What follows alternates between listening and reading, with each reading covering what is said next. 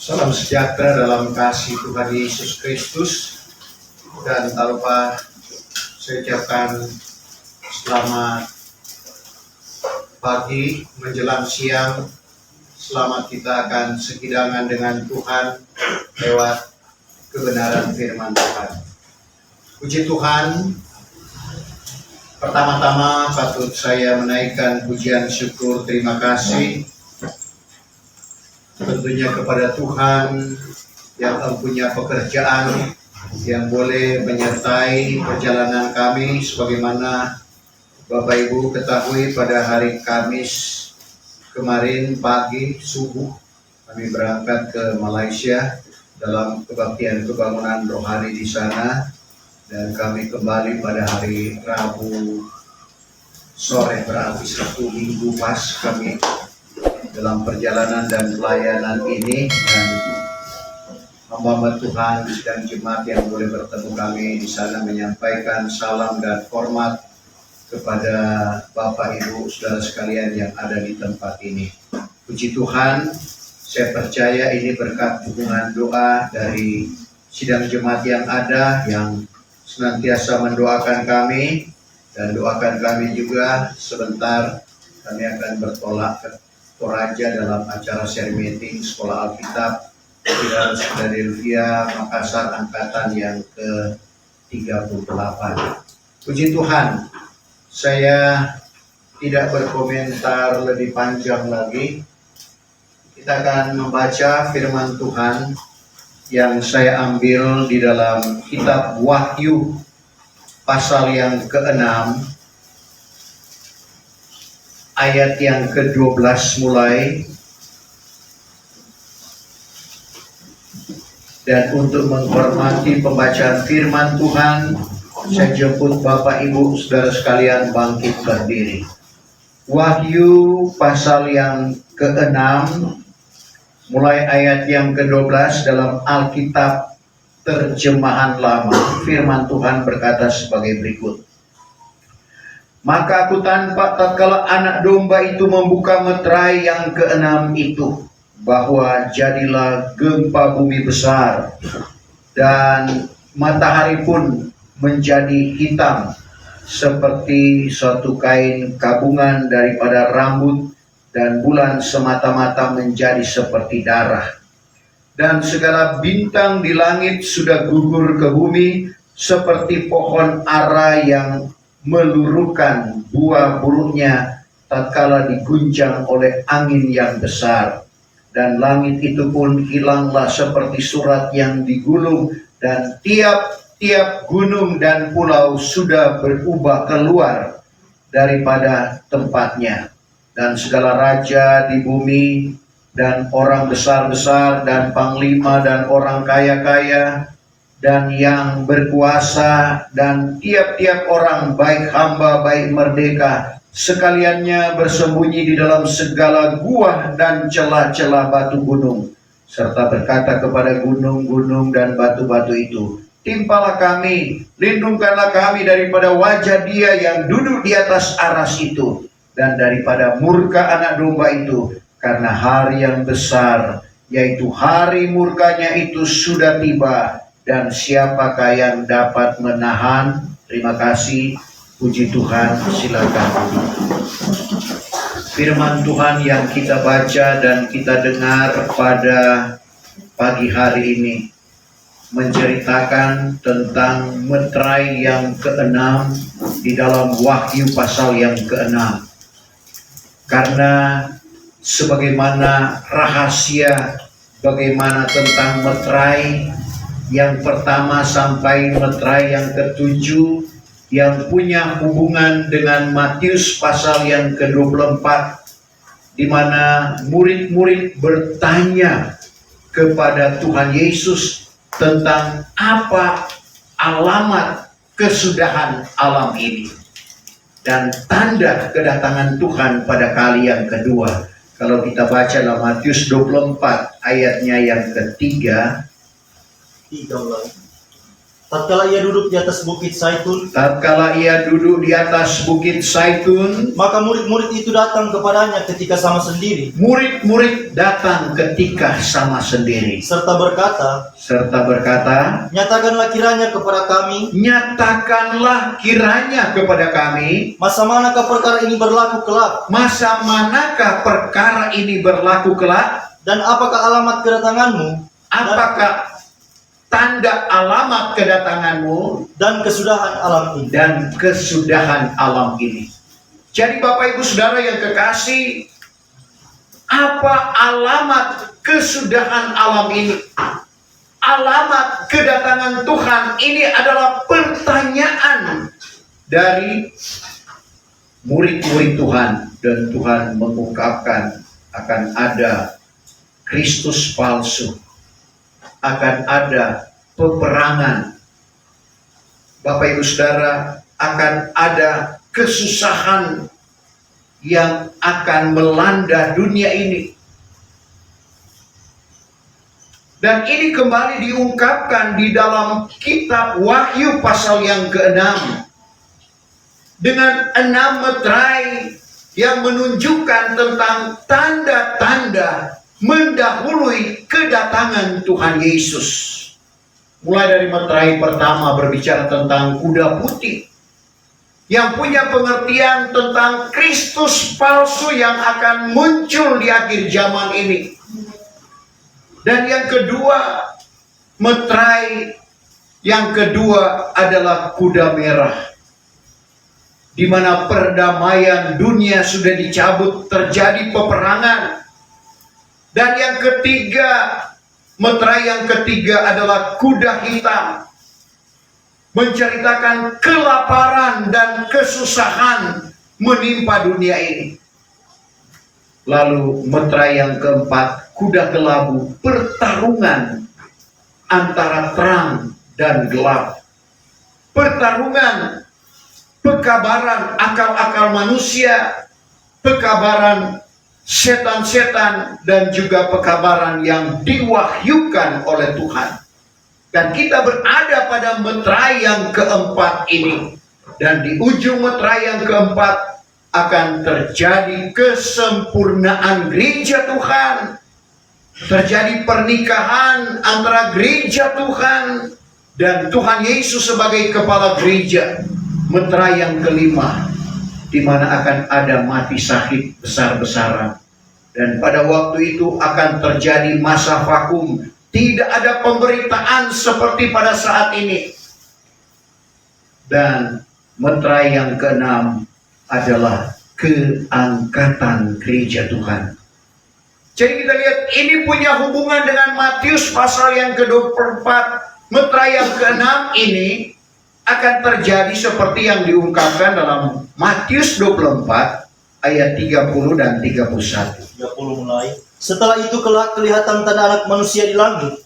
Maka segala bangsa manusia yang di bumi akan meratap. Segala bangsa manusia di bumi akan meratap.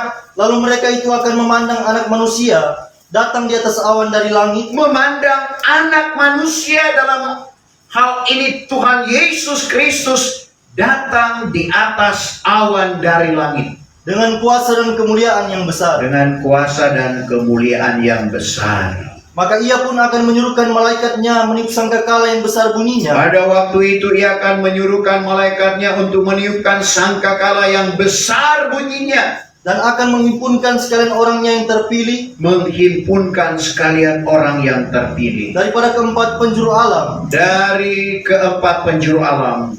Yaitu dari tepi langit sampai ke tepinya yang lain. Jadi kita lihat, ini meterai yang ke-6.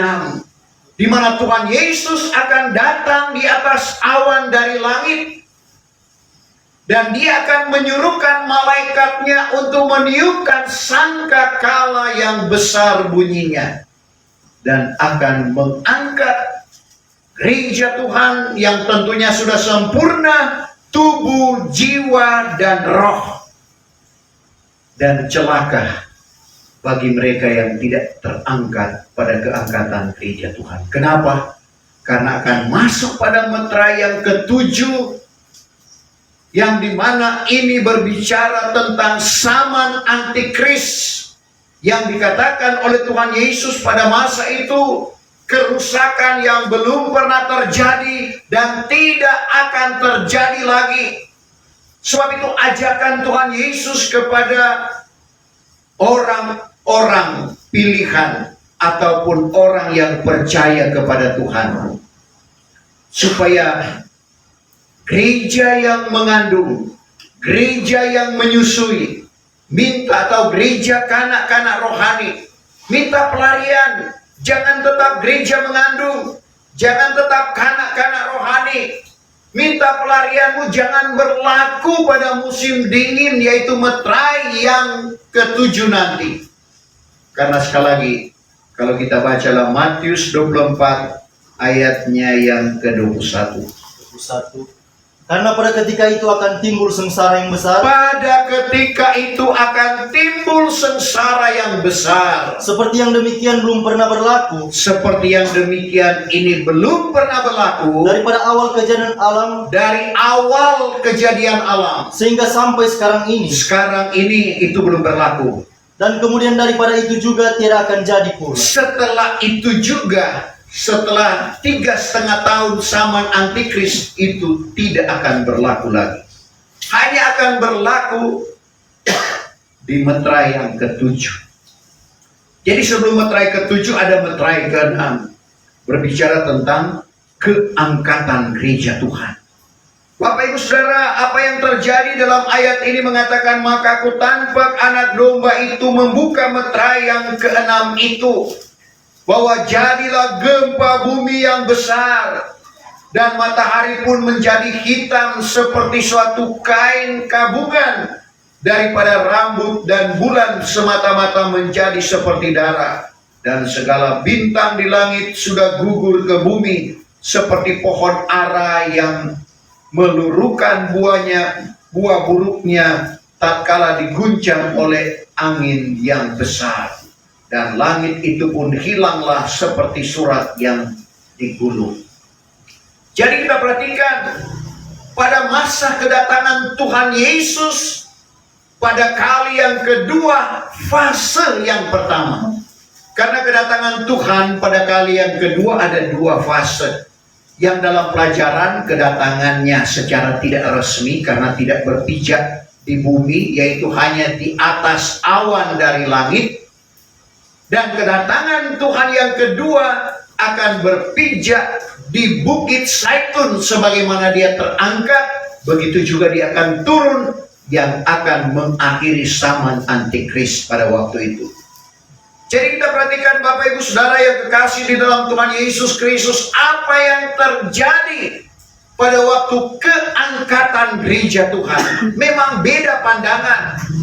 Pandangan bagi orang-orang yang diangkat, yakni orang-orang yang sudah disempurnakan roh, jiwa, dan tubuh. Gempa bumi, saudara, yang akan terjadi pada waktu itu bukan menakutkan. Tidak ada rasa takut, justru seperti puji-pujian yang kita nyanyikan.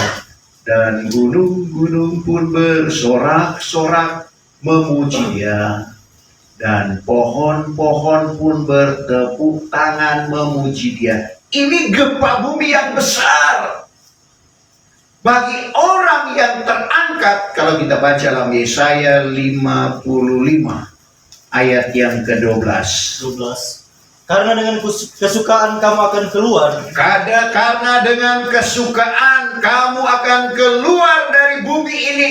Dan dengan selamat juga kamu akan dipimpin. Dengan selamat kamu akan dipimpin. Bahwa segala gunung dan bukit akan bertempik sorak. Gunung dan bukit bertempik sorak. Ini gempa bumi.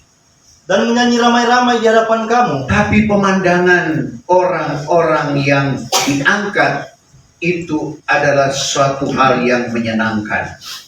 Dan segala pohon kayu di padang pun akan bertepuk-tepuk tangan. Karena segala pohon bertepuk tangan, saudara, tergoncang.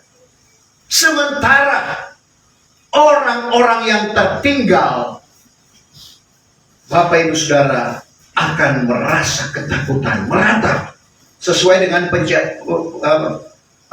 pembacaan tadi ayat 15. Ini orang-orang yang tertinggal, segala raja di bumi dan orang besar-besar dan panglima dan orang kaya-kaya dan yang berkuasa dan tiap-tiap orang, baik hamba baik merdeka, sekaliannya bersembunyi di dalam segala gua dan celah-celah batu gunung, serta berkata kepada gunung-gunung dan batu-batu itu, timpalah kami, lindungkanlah kami daripada wajah dia yang duduk di atas aras itu dan daripada murka anak domba itu. Bagi orang yang tertinggal, sekali lagi, ini merupakan satu ketakutan.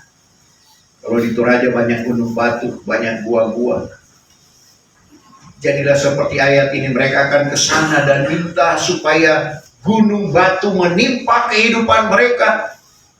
Karena tidak sanggup melihat wajah Kristus meskipun dia hanya datang di atas awan pada waktu itu. Untuk itu Bapak Ibu Saudara yang kekasih, supaya kita tidak tertinggal pada waktu itu, artinya kita turut diangkat pada keangkatan gereja Tuhan kalau kita tidak menggenapi bilangan. Karena Bapak Ibu Saudara, sebagaimana yang saya sentil dalam pembukaan tadi, bahwa meterai pertama, kuda putih, berbicara tentang Kristus palsu, itu sudah dilepaskan. Meterai yang kedua berbicara tentang perdamaian dunia sudah dicabut, sehingga terjadi peperangan. Perang Dunia Pertama tahun 1914, Perang Dunia Kedua tahun 1939, Perang Dunia Ketiga nanti terjadi pada zaman Antikris, di mana gereja sudah diangkat. Saudara, tidak ada lagi di bumi ini. Dan meterai yang keempat, di mana Bapak, Ibu, saya dan saudara hidup. Kuda kelabu, pertarungan pekabaran. Kesaksian Alkitab, ada 3 macam pekabaran. Pertama, pekabaran dengan akal-akal manusia. Memang masuk akal. Dan Tuhan sudah ingatkan itu di dalam Matius 15 ayat 8-9. Sia-sia kamu menyembah aku, karena kamu mengajarkan hukum-hukum akal manusia. Memang masuk akal, karena akal-akal manusia yang bekerja. Coba Matius 15 ayat 8-9. Bahwa kaum ini menghormati aku dengan mulutnya, Kaum ini menghormati aku dengan mulutnya, tetapi hatinya jauh daripada aku. tapi hatinya jauh daripada Tuhan. Sia-sialah mereka itu menyembah aku, Sia-sia mereka itu meskipun menyembah Tuhan, karena mereka itu mengajarkan hukum-hukum akal manusia. karena pengajarannya adalah pengajaran hukum-hukum akal manusia. Ada juga pengajaran setan-setan, sehingga ada istilah gereja setan. Dalam 1 Timotius 4 ayat 1 mulai, pada akhir zaman beberapa orang akan gugur daripada iman, sebab berpaling pada penguasa di udara dan kepada beberapa pengajaran setan-setan. 1 mulai. Tetapi roh itu berkata dengan nyata, Roh itu berkata dengan nyata, bahwa pada akhir zaman beberapa orang akan gugur daripada iman, pada akhir zaman beberapa orang akan gugur daripada iman, sebab berpaling kepada penguasa berpaling pada penguasa yang menyesatkan orang, yang menyesatkan orang, dan kepada beberapa pengajaran setan. dan kepada beberapa pengajaran setan-setan. Jadi ada pengajaran akal-akal manusia, pengajaran setan-setan, dan ada pengajaran yang diwahyukan oleh Tuhan. Seperti kata Paulus dalam Galati 1 ayat 11-12, aku tegaskan kepadamu hai saudara-saudara, aku maklumkan kepadamu hai saudara-saudara, bahwa Injil yang kuberitakan bukan pendapatan manusia, bukan yaitu kupelajari dari manusia, melainkan wahyu daripada Yesus Kristus. Meskipun tentunya tidak bisa disangkali, Paulus pernah berguru pada guru besar Gamaliel namanya, tapi bukan itu yang dia beritakan. sebagaimana yang dia katakan terus terang kepada jemaat Galatia, karena jemaat Galatia sudah dibangun oleh Paulus dengan pengajaran yang diwahyukan, tetapi mereka terpengaruh dengan Injil lain yang kata Paulus itu bukan Injil, sehingga dia harus berterus terang dalam Galatia 1 ayat 11 dan ayat yang ke-12. 11 mulai. Karena aku memaklumkan kepadamu, saudara-saudaraku, Aku tegaskan kepadamu, hai saudara-saudara, bahwa Injil yang telah kuberitakan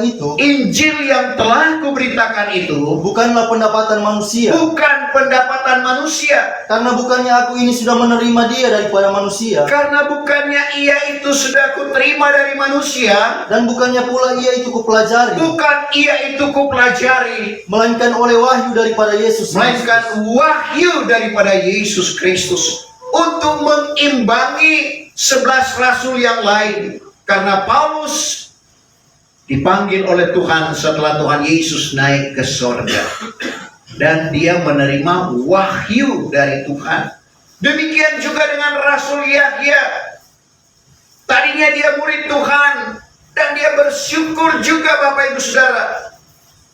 Tadinya dia bersama-sama dengan Tuhan Yesus selama Tuhan Yesus berada di permukaan bumi ini. Dan setelah Tuhan Yesus naik ke sorga, dia memberikan wahyu ini kepada Rasul Yahya, meskipun dengan keterbatasannya. Karena ada 2 murid yang terbatas, dalam hal ini tidak terpelajar, dan orang bersahaja atau orang biasa, orang sederhana. Karena kesaksian Alkitab, Rasul Petrus dan Rasul Yahya dalam Kisah 4 ayat yang ke-13, 13. Tatkala mereka itu melihat keberanian hati Petrus dan Yahya itu, serta pula tampak tidak berpelajaran, tidak terpelajar, dan orang yang bersahaja, sederhana atau orang biasa, heranlah sekaliannya. Maka barulah dikenalnya keduanya, bahwa dahulu mereka itu bersama-sama dengan Yesus. Baru mereka kenal, oh, kedua rasul ini bersama-sama dengan Tuhan Yesus. Artinya mereka adalah murid Tuhan. Jadi Rasul Yahya ini, Rasul Paulus juga menerima wahyu yang dari Tuhan. Ini adalah wahyu firman. Tetapi untuk kita yang hidup di akhir zaman ini, bukan lagi wahyu firman, tapi wahyu pengajaran. Rahasia-rahasia seperti dalam kitab Wahyu ini diungkapkan oleh Tuhan, supaya kita mengerti Bapak Ibu Saudara. Sekali lagi kita sekarang berada pada meterai yang keempat. Di ujung meterai yang keempat ini akan terjadi kegerakan rohani yang besar. Saudara, bagaimana kuasa Tuhan akan bekerja dengan sempurna sebagaimana pada gereja hujan awal. Tuhan pakai rasul-rasul dengan tanda heran, dengan tanda mujizat, dan ini juga akan terjadi di ujung akhir zaman ini pada meterai yang keempat. Di mana kita perhatikan dalam Kisah 5 ayat 15, Petrus hanya dengan bayangnya, saudara, orang disembuhkan, sehingga orang-orang mengeluarkan orang-orang sakit, taruh di balai-balai, supaya apabila Petrus lewat, setidak-tidaknya kena bayangnya, orang bisa disembuhkan. Rasul Paulus dalam Kisah 19, saudara, hanya dengan bekas pakaiannya atau sapu tangannya dibawa kepada orang sakit, di mana orang sakit disembuhkan. Karena memang Tuhan sudah katakan bahwa kamu akan melakukan apa yang aku sudah lakukan, bahkan lebih besar daripada apa yang sudah aku lakukan. Kalau kita perhatikan dalam Injil Yohanes, di mana Tuhan Yesus sendiri yang mengungkapkan itu, apabila kamu percaya kepadaku, kamu akan melakukan perkara yang, Yohanes pasal 14 ya. Ayat yang ke-12. Ayat 12. Sesungguh-sungguhnya aku berkata kepadamu, Sesungguh-sungguhnya aku berkata kepadamu, siapa yang percaya akan daku, siapa yang percaya akan daku, ia pun akan melakukan segala perbuatan yang aku ini perbuat. ia akan perbuat apa yang Tuhan Yesus perbuat. Dan ia melakukan perbuatan yang lebih besar daripada ini. Dan Tuhan katakan dengan terus terang bahwa kamu akan perbuat lebih besar daripada apa yang telah dilakukan oleh Tuhan. Karena aku ini pergi kepada Bapa. Karena aku pergi kepada Bapa. Dan itu terbukti sekali lagi.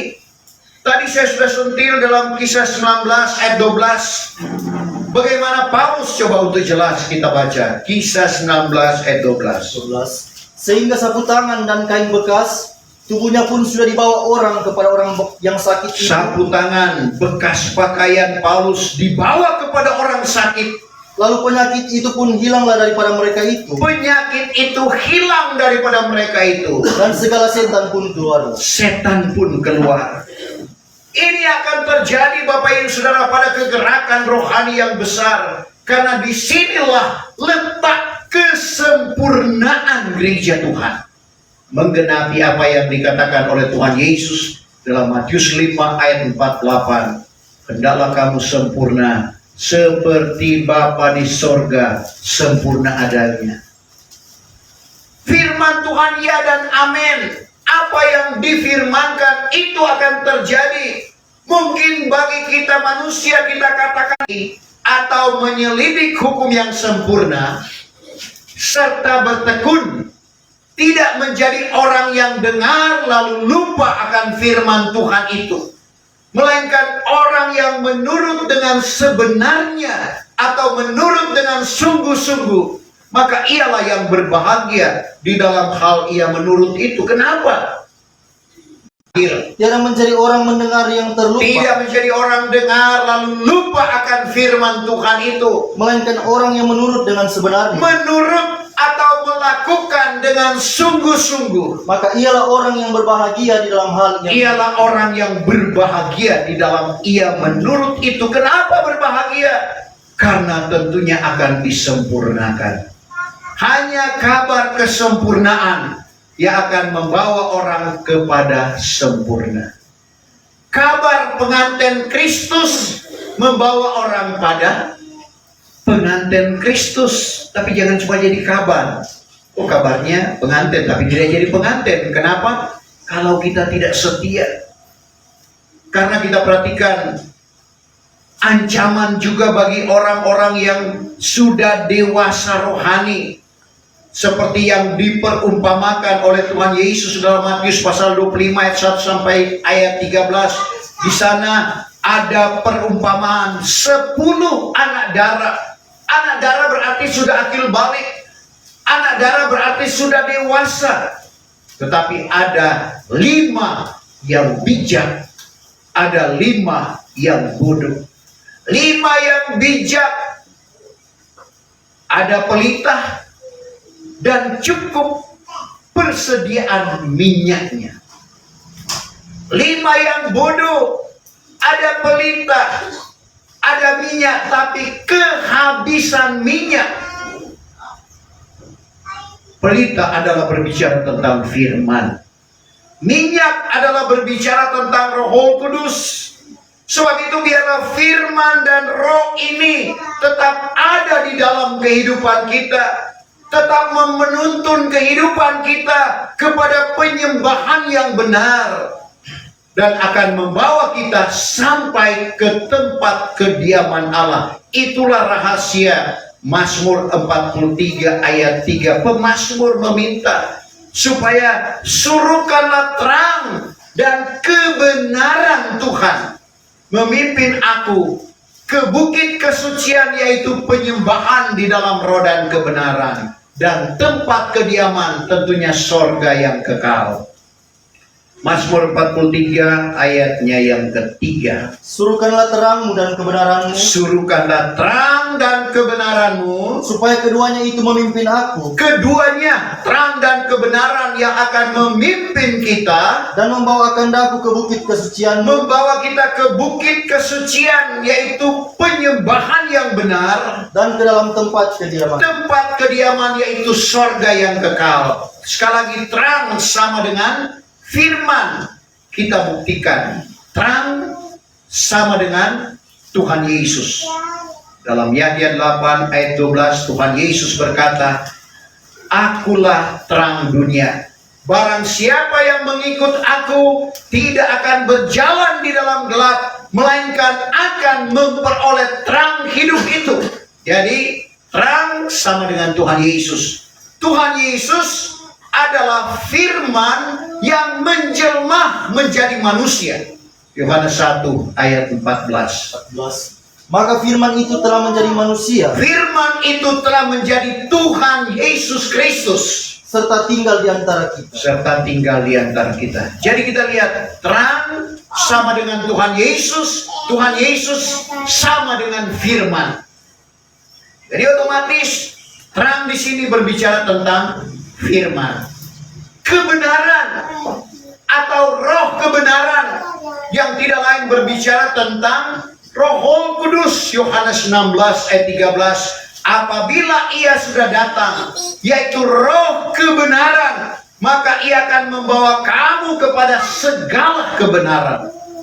Sehingga firman dan roh ini perlu sejajar, perlu menuntun kehidupan kita ke bukit kesucian, yaitu menyembah Tuhan di dalam roh dan kebenaran, dan membawa kita ke tempat kediamannya. Jadi firman dan roh inilah sebagaimana rahasia keselamatan di zaman Roh Kudus ini. Karena Petrus yang menerima anak kunci kerajaan sorga, Rasul Yahya mendapatkan wahyu. Meskipun kedua rasul ini dengan keterbatasannya, tapi ada pemberian yang luar biasa yang Tuhan anugerahkan dalam kehidupan mereka. Petrus dalam Matius 16 ayat 19, "Aku akan mengaruniakan engkau rahasia anak kunci kerajaan sorga." Coba Matius 16 ayat 19. Maka aku akan memberi kepada engkau anak kunci kerajaan sorga. Tuhan akan memberikan anak kunci kerajaan sorga kepada Petrus pada waktu itu. Dan barang apa yang kau ikatkan di atas bumi, itu pun terikat juga di sorga. Dan barang apa yang kau orakan di atas bumi, itu pun terorak juga di sorga. Jadi fungsi dari kunci itu adalah untuk membuka. Kalau pintu kita pakai kunci, saudara, kalau tidak ada kunci tidak akan terbuka. Sehingga sekali lagi, karena Tuhan yang mengaruniakan kepada Petrus anak kunci kerajaan sorga, sehingga pada waktu Roh Kudus dicurahkan di loteng Yerusalem, dan inilah permulaan zaman Roh Kudus. Orang-orang berkata-kata dengan berbagai-bagai bahasa. Ada yang bingung pada waktu itu, apa maknanya ini? Tapi ada yang menganggap bahwa itu adalah perhimpunan orang-orang yang mabuk. Tapi Petrus dia bangkit berdiri. Inilah kebaktian kebangunan rohani yang pertama di zaman Roh Kudus ini. Ini bukan mabuk seperti sangkamu, tapi inilah yang disabdakan oleh Nabi Yoel. Dan Petrus mengungkapkan apa yang dinubuatkan dalam Yoel 2 ayat yang ke-28. Digenapi dalam Kisah 2 ayatnya yang ke-16, akhir zaman aku akan mencurahkan rohku kepada segala manusia, sehingga anakmu laki-laki dan perempuan akan bernubuat, orang muda-muda akan lihat beberapa penglihatan, orang tua-tua akan mimpi berbagai-bagai mimpi. Ke atas hamba-Ku laki-laki dan perempuan aku akan mencurahkan rohku pada masa itu, dan mereka akan bernubuat. Dan Petrus tidak berhenti sampai di situ. Dia yang sudah menerima Roh Kudus, tidak ada ketakutan bagi dia untuk menyampaikan kebenaran firman Tuhan. Bahkan dia menuding orang-orang yang datang pada waktu itu, Yesus Kristus Tuhan yang kamu salibkan itu. Mereka merasa pedih dengan khotbah yang disampaikan oleh Petrus. Mereka datang bukan lagi untuk menangkap Petrus, tapi mereka bertanya kepada Petrus dan rasul-rasul yang lain, "Hai tuan-tuan dan saudara sekalian, apakah yang wajib kami perbuat?" Sekali lagi Petrus yang memegang anak kunci kerajaan sorga. Dia membuka rahasia keselamatan di zaman Roh Kudus ini. Dalam Kisah 2 ayat 37-38. Hendaklah kamu bertobat, berbaptis dengan nama Yesus Kristus akan jalan keampunan dosa, lalu kamu beroleh anugerah Roh Kudus. Dengan hukum-hukum inilah yang membuat kita mengenal Tuhan. Coba 1 Yahya 2 ayat yang ketiga. Dengan yang demikianlah kita mengetahui Dengan yang demikian kita mengetahui bahwa kita sudah mengenal Dia, kita sudah mengenal Dia, yaitu Tuhan, jikalau kita menurut hukum-hukum. kalau kita menurut hukum-hukumnya di sini bertobat, berbaptis dengan nama Yesus Kristus akan jalan keampunan dosa, lalu beroleh anugerah Roh Kudus yang dijabarkan dalam 7 tingkat iman. Sehingga kita dapat bercermin sudah sampai di mana tingkatan iman kita dan apa maunya Tuhan, sampai iman yang bagaimanakah yang diinginkan oleh Tuhan berlaku di dalam kehidupan kita, supaya kita tidak tertinggal pada keangkatan gereja Tuhan pada meterai yang ke-6.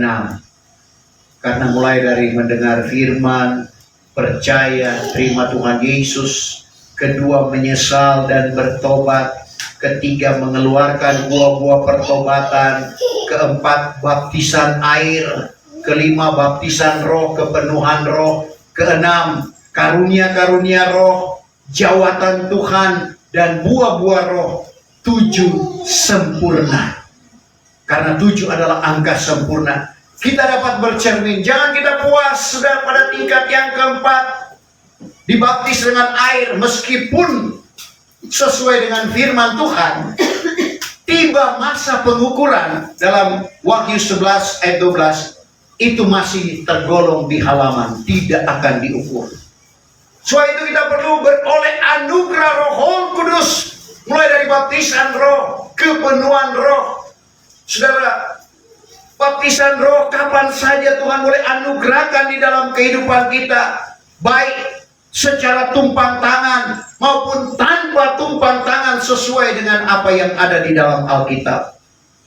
Dan kalau kita lakukan hukum ini, Bapak Ibu Saudara, kita akan dibawa pada kesempurnaan.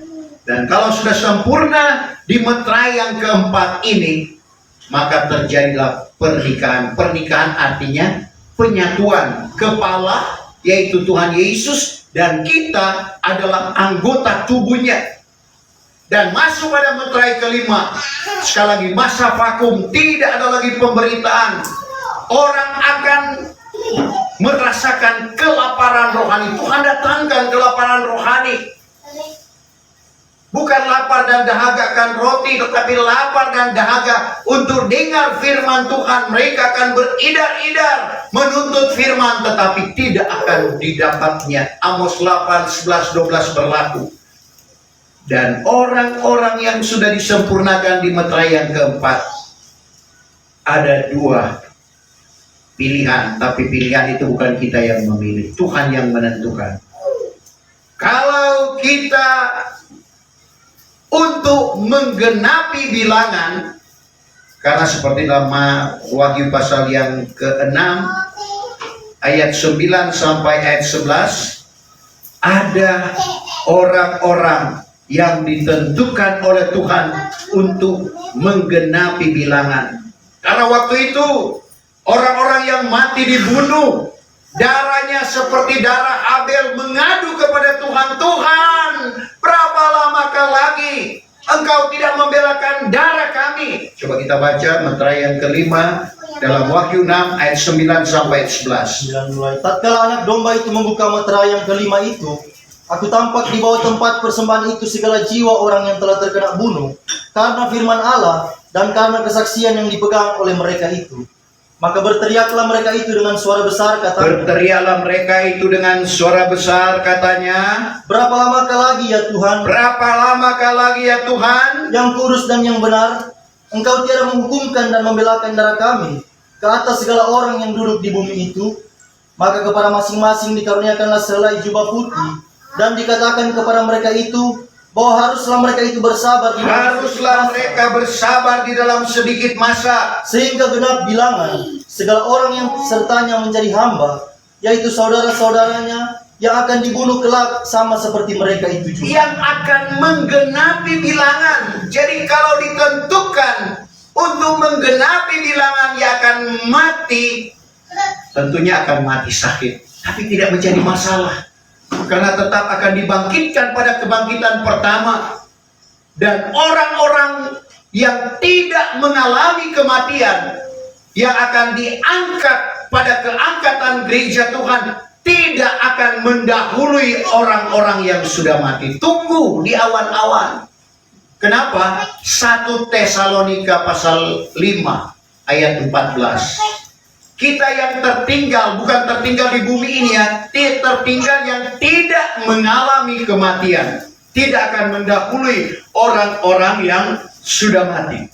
1 Tesalonika 4 ayat 15. Ya, 4 ayat 15. Karena kami mengatakan demikian ini kepadamu, Kami mengatakan ini kepadamu, kata Paulus kepada jemaat Tesalonika, dengan firman Tuhan, dengan firman Tuhan, bahwa kita yang sedang hidup ini kita yang sedang hidup ini, dan yang tertinggal hingga kepada kedatangan Tuhan, tertinggal bukan tertinggal di bumi, tertinggal yang tidak mengalami kematian, tidak akan mendahului orang yang sudah mati. tidak mendahului orang yang sudah mati. Terus, Karena Tuhan sendiri akan turun dari sorga dengan suatu sorak, dengan suara penghulu malaikat, dan dengan bunyi sangkakala Allah.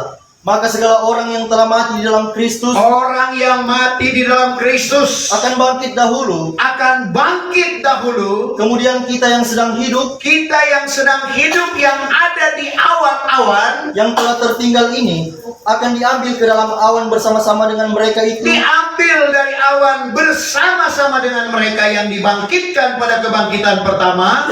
menghadap Tuhan di dalam awang-awangan. Jadi menghadap Tuhan di awang-awangan. Demikianlah kelak kita senantiasa bersama-sama dengan. Tapi sebelum ke sana Bapak Ibu Saudara, diobatkan dulu dengan tubuh kemuliaan.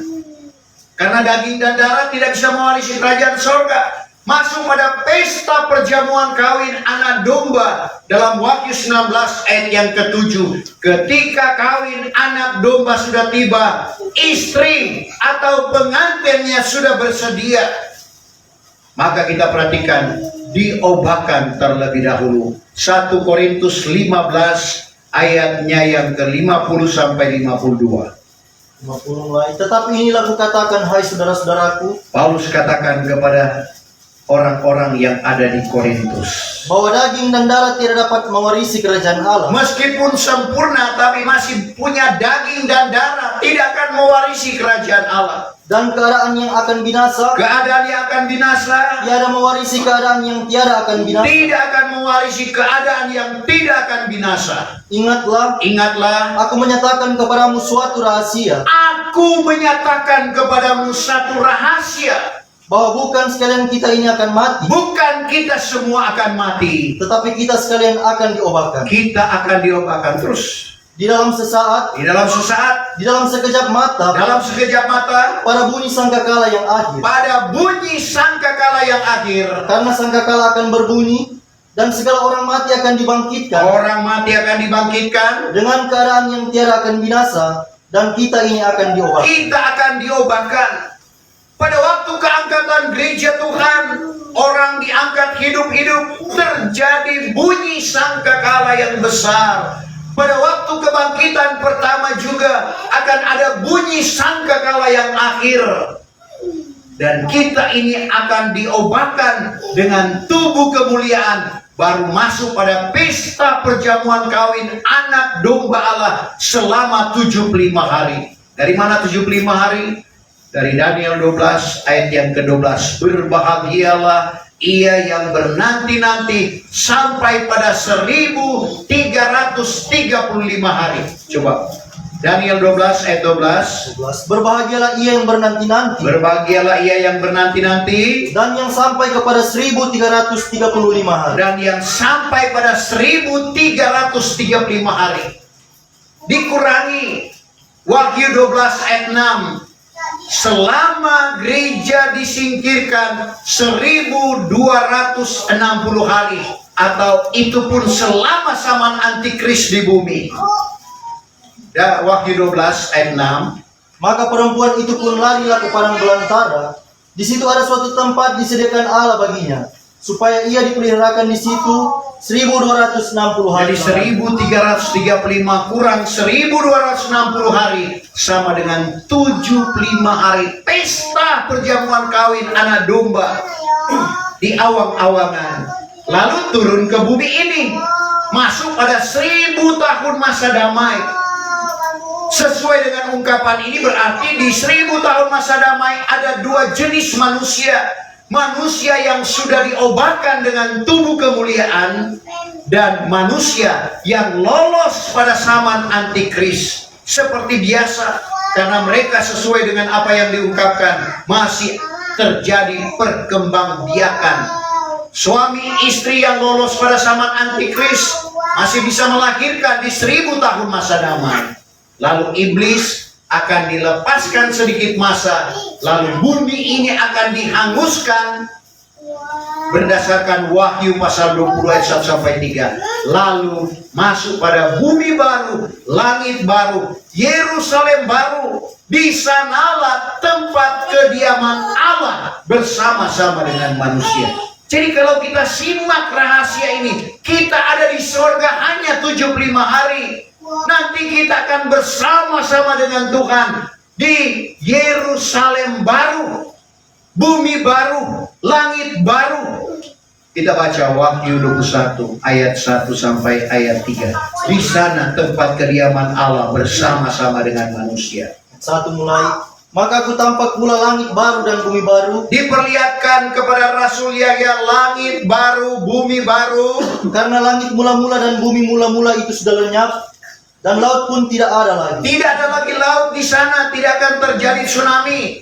Maka aku tampak negeri yang kudus, Diperlihatkan kepada Rasul Yahya negeri yang kudus, Yerusalem baru, Yerusalem baru, turun dari sorga daripada Allah, turun dari sorga daripada Allah. lengkap seperti seorang pengantin, perempuan terhias bagi suaminya. Terus Maka aku dengar suatu suara besar daripada aras itu mengatakan, Rasul Yahya mendengar suatu suara besar dari aras mengatakan, ingatlah ingatlah bahwa tempat kediaman Allah itu tempat kediaman Allah itu bersama-sama dengan manusia, bersama-sama dengan manusia. dan ia akan diam bersama-sama dengan mereka, Ia akan diam bersama-sama dengan mereka itu. dan mereka itu akan menjadi kaumnya, Mereka, Bapak, Ibu, saya dan saudara akan menjadi kaumnya. dan Allah sendiri akan beserta dengan mereka. Allah sendiri akan beserta dengan mereka itu. Satu hal yang luar biasa.